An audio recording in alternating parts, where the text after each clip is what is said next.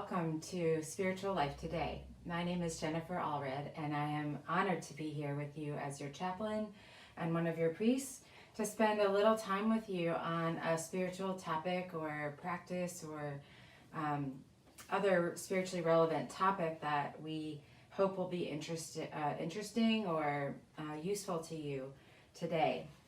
And that's what we try to do each day with this particular program.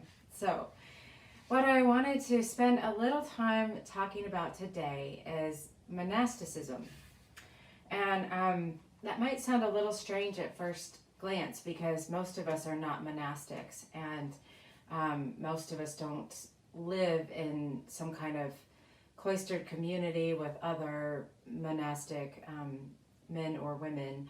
And so it might seem a little far from the kind of life that most of us live out in the world. But there are a couple things about that. One is that there might be more in common than you think. And the other is that I would like to suggest that there are a lot of things we can learn from each other and from the monastic tradition and kind of import into our world and into our spiritual lives and practices. So what I've brought today to use as kind of a text for talking about that is this little tiny book called Always We Begin Again, The Benedictine Way of Life. And it's just this short little book that is written by a man named John McQuiston, and the foreword is written by Phyllis Tickle, who is a New Testament scholar, among other things. But I just want to offer this because I think we all can really learn a lot from the monastic traditions. And I know I've occasionally found myself wondering or wishing, that I could live in that way, or wondering what it would be like to be a monastic. And I have a few good friends who are monastics, and it's been interesting to learn from them what their lives are like. But for now, let me read you the foreword to this little book by Phyllis Tickle, because she makes some really great points that I think are interesting and fun about the benefits of the monastic life. So she calls the foreword Monks, Brains, and Happiness. Almost everything monks and nuns do is good for them. EEG and MRI observations of the brains of Tibetan monks while they are engaged in their traditional loving-kindness meditation reveal pronounced increases in electrical activity and blood flow in the left prefrontal cortex. This is a part of the brain associated with states of happiness and well-being. Similar studies of Carmelite nuns engaged in centering prayer demonstrate comparable results. Both practices involve maintaining a meditative state in which the mind is focused on thoughts of love. The role of Saint Benedict prescribes these daily activities. Attending services of prayer,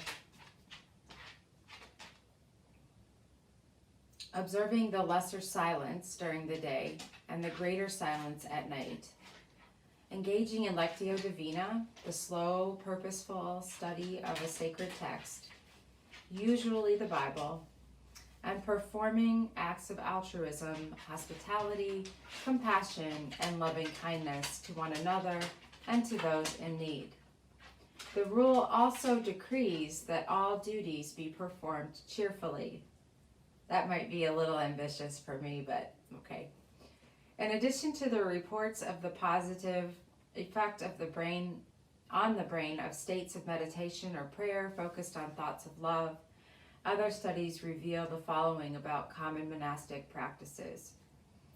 Maintaining loving thoughts increases serotonin levels. Serotonin is a natural chemical that tends to reduce anxiety and increase calmness.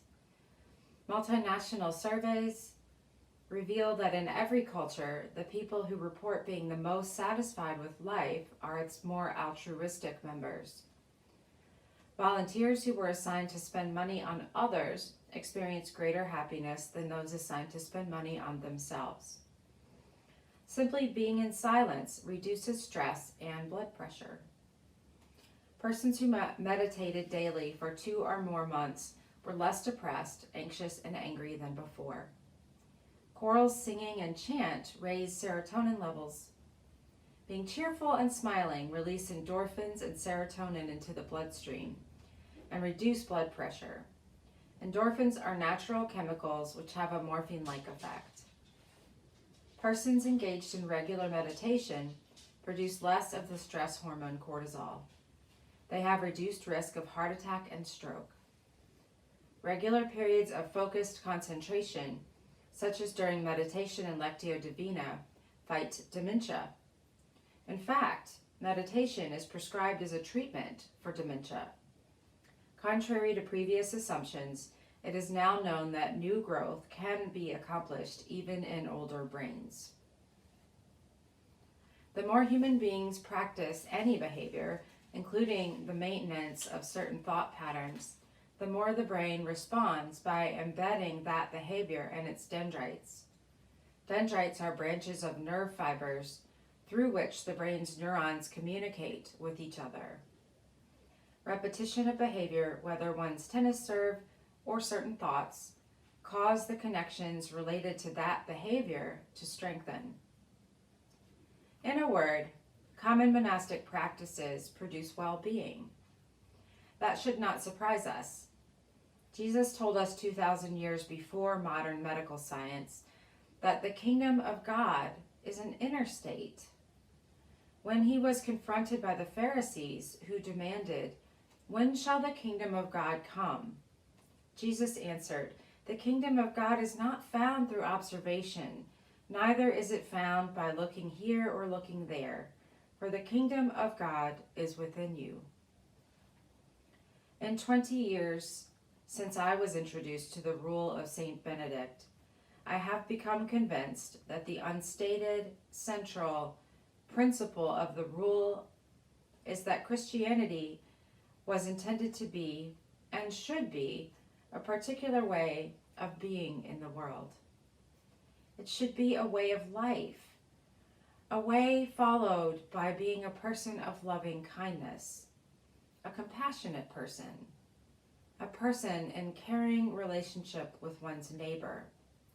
It should never be mere belief.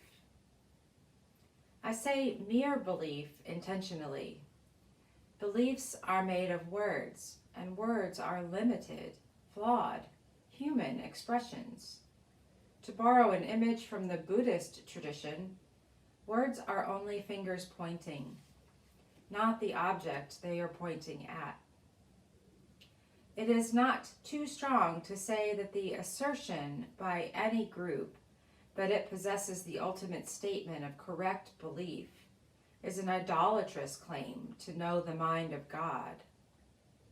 Such claims cause division, conflict, discrimination, and worse.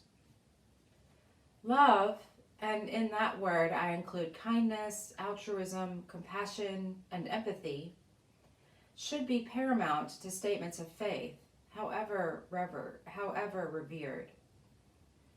Though I have all faith so to move mountains and have not love, I am nothing. From 1 Corinthians. Saint Benedict's rule is a way of being in the world. Jesus' life exemplified a way of being in the world. I am the way, the light, and the truth. We usually think of truth as a set of propositions, but the Bible speaks of a truth that is lived. Let us love, not in word or speech, but in truth and in action. From 1 John. And the Word became flesh and dwelt among us. From the Gospel of John. Jesus taught the preeminence of compassionate living over correct belief. He told the story of the priest and Levite, who, no doubt, professed all the correct religious beliefs. However, they walked past the wounded man on the other side of the road, in contrast to the Samaritan, a heretic, who stopped to take care of him. The ancient teaching of the paramount importance of maintaining an attitude of love was confirmed in Jesus' reply to the question of the greatest commandment. Then one of them, a lawyer, asked him a question, tempting him. Master, which is the greatest commandment in the law? Jesus replied, You shall love the Lord your God with all your heart and with all your soul and with all your mind. This is the first and great commandment. And the second is like unto it. You shall love your neighbor as yourself. On these two commandments hang all the law and all the prophets. In this passage, Jesus cited Jewish scriptures that predated him by centuries. Deuteronomy 6:4-5, known as the Shema, said by Jews for centuries and said today, Hear, O Israel, the Lord our God is one Lord, and you shall love the Lord your God with all your heart, and with all your soul, and with all your might. And Leviticus 19:18, You shall not take vengeance, nor bear any grudge against the children of your people, but you shall love your neighbor as yourself. I am convinced no one comes to the kingdom of God that is within each of us, except by living the way of love. All who live in love, and only those who live in love, enter that kingdom. And they do so regardless of differences in the words they use to express beliefs. Love is not a belief. It is an attitude and an action. The two themes of this preface reinforce one another. Medical studies report the positive physiological effects of meditating on and living in loving kindness, corroborating the wisdom of the Bible and the rule. We are, in the words of Psalm 139, wonderfully made, because we are made to find the kingdom of God within through the way of love. With these thoughts in mind, I have revised this text to make a change in emphasis. And that part we probably don't need to read. So you get the idea that it's very interesting when modern science sort of circles back and corroborates ancient wisdom. And I think there's a case of that going on here. And I think it's important to note that the brains of monks and nuns have been measured and have been measured to measure positive effects associated with the practices of monastics like prayer, structure, community, and service, among others. And so I think it's really important, though, to note that it's not just the Christian tradition that has monasticism. Monastics play a prominent role in Buddhism, in Hinduism, and also in Jainism. There may be others, but those are the ones I know. So it's not just the West, and it's not just the Christian faith that has monastics. In fact, it predates Christianity. So they're onto something, and I think this preface is kind of telling us some of the facts of that when you get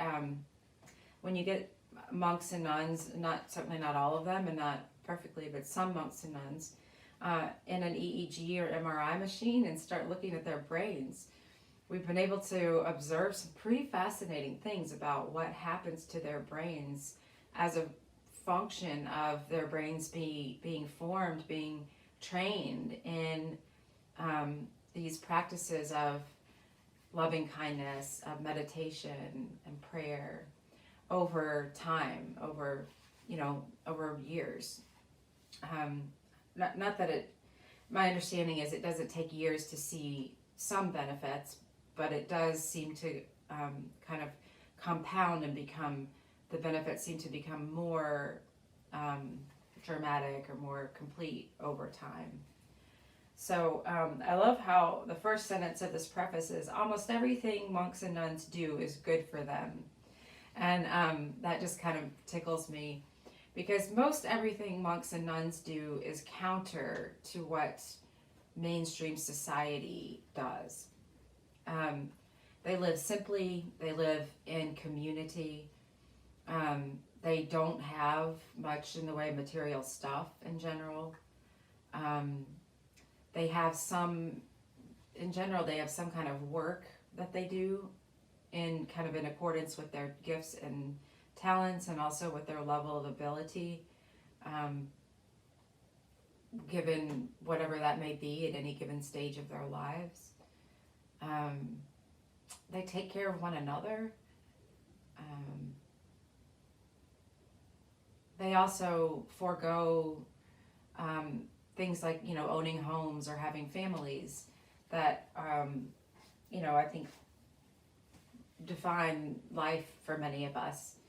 And so it's not a commitment for everyone, and not to be entered into lightly, certainly. But that's kind of why I said at the start of this chat that, there are times in my life, or parts of me, I think, that sort of envy that lifestyle, and I'm curious about it. And then there are other parts of me who that are didn't make that commitment for a reason, that there were other things that were important to me, like some of the freedoms that I had as a younger person to kind of figure out my path, or like now having a family. So, I don't mean to idealize monasticism and say, it's this wonderful thing that everyone should run out and go do it, because it is certainly not for everyone. In fact, it's for the pretty rare person for whom it's a fit. But the reason I bring it up is because there are some really appealing things about it in the kind of over materialistic, over busy world that we live in today. And I think there are things that we can learn without having to run away and sign up for the monastery. That there are things we can learn, practices we can take with us that might benefit our hearts and our minds and our bodies and our souls, such as meditation. The ones I think I'll list in some major categories, but there's meditation, prayer, and for some people those might be combined, but in Christian tradition, less likely to combine those. So prayer, meditation, some kind of structure, routine, or order, according to which we organize our days. And that also might go, that routine or order might also go along with prayer. In the Christian tradition, we have the daily, or at least in the Catholic and Episcopal traditions, we have the daily office, which is a series of prayers that are prayed at certain times of the day, and that punctuate the day in a certain way. So that could be part of the routine or structure that we give to our days through prayer. Service and community. And I'm sure there are others, but those are pretty major categories that fit most, not all, but most monastic traditions. And so I think we really can look at these monks and nuns and the way they live their lives and learn from them. And I think most of us long for those things. I think we really do, maybe not immediately, but kind of deep down, long for the opportunity to serve each other, the chance to meditate and to experience silence, which is so rare in our culture, the chance to pray and to cultivate our relationship with God, and to do so in a way that's intentional and that is regular, not just kind of what happens to many of us at the pace of our lives is that we just kind of pray when we think about it or when it occurs to us, and not so much with a kind of disciplined praxis. And so that discipline can really help a lot of people grow closer to God in their spiritual journey. the ordering of our days, so structure, routine, and simplicity. So any one of those would do, but I think what I would like to invite us to do today is to pick, depending on what you may or may not, what you may already be doing, to pick a very simple prayer practice. And that could be something that you make up, or it could be something that is kind of prescribed. The morning prayer liturgy or words in the prayer book, in the Book of Common Prayer for the Episcopal Church, is lovely. It's short and lovely and simple. And so if you're someone who doesn't really like to make up your own structure, you kind of feel like you need and prefer to have that structure be something that already exists and that maybe comes from the tradition, then I would recommend to you strongly the Book of Common Prayer morning prayer. And it's easy to find in the front table of contents. But just, maybe it's something like praying your gratitudes at night, or keeping a prayer list for people around you, or for the needs and wounds and cares and concerns of the greater world. There are many, many, many ways to pray, so many ways to pray. But I would invite you just to pick one. And if you're already doing some, that's wonderful. And I don't discourage that. I also find that it can really be re-energizing and kind of renewing to try something new, or to kind of mix it up every so often. So if you're already doing a prayer practice that you feel works for you, keep it, but maybe add something else. And it can be really simple. It doesn't need to be long or complicated, but let's look to our monastic tradition, and to sort of see what some of the benefits of prayer and silence, or both, really can be, and give ourselves the chance to grow in that way. It can't hurt, and I can almost guarantee you that it will help if you take on some slightly new or different prayer practice. And if you want some help with resources, whether books or prayer practices, or different monastic traditions and what they are, and what something you could maybe read or learn about them to be inspired, please reach out and let me know. We can be reached at the Pastoral Care Request line at extension 111, or by my individual phone or email, which any staff person can help you get a hold of. So I would encourage you to do that, just to kind of find and ferret out some small thing that is new to you, but that has a tried and true track record as prayer and meditation do, and see where it might lead you. Like I said, we can't all be monastics, but we can all borrow from the wisdom of their ages, and look for greater self-awareness, greater spiritual maturity and depth, and greater closeness with God.